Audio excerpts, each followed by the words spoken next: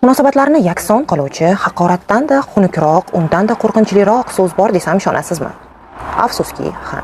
Psixologik faktlarga ko'ra, bizning juftimizga tomon bilmadim deb aytgan javobimiz munosabatlarga iliqlik o'rniga sovuq emotsional devor tushirar ekan. Va ushbu so'zning 100-150 marta aytilishi munosabat orasida o'lik munosabatga sabab bo'ladi. Ya'ni munosabatlarni davomli ammo o'lik holatiga keltirib qo'yadi. Aslida nima bo'ladi?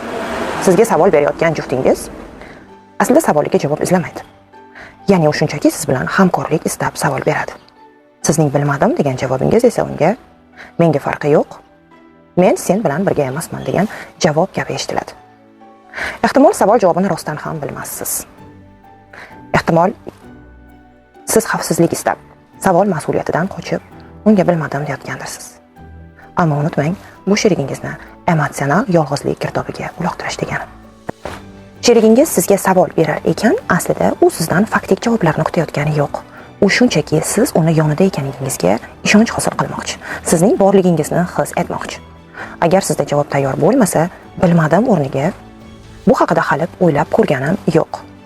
Menga vaqt bera olasanmi deb ayting. Agar tanlov qilishda qiynalayotgan bo'lsangiz, hozircha o'ylab ko'rganim yo'q, ammo sening fikring menga muhim. Sen nima deb o'ylaysan deb so'rang. Agar sizning ichki holatingiz o'zingiz uchun ham tushunarsiz bo'lsa, iltimos, bilmadim demang. Shunchaki ayting. Hozir men his qilayotgan narsalarni so'z bilan tushuntira olmayman va o'ylaymanki, bunga biz birgalikda yechim topamiz. Bu so'rayotgan narsada sizning bilim va tajribalaringiz kamlik qilayotgan bo'lsa ham bilmadim demang. Ya'ni ayting. Men bu haqida aniq bir nima deya olmayman. Javobim seni xafa qilib qo'yishdan shunchaki qo'rqaman.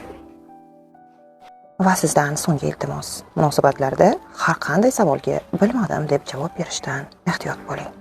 Chunki eng qo'rqinchli va eng so'nggi munosabatlardagi dialog bizni birga yashashimizdan ma'no bormi deb aytilgan savolga bilmadim javobi bo'ladi.